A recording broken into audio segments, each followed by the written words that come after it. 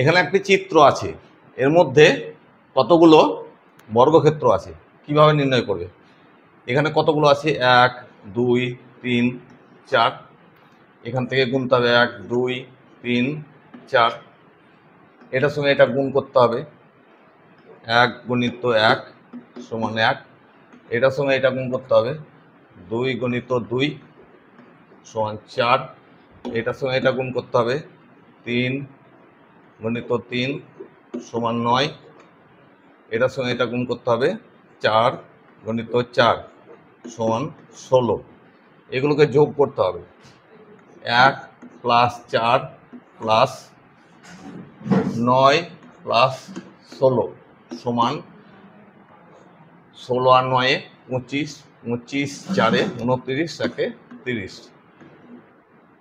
তার মানে এখানে 30টি বর্গক্ষেত্র আছে।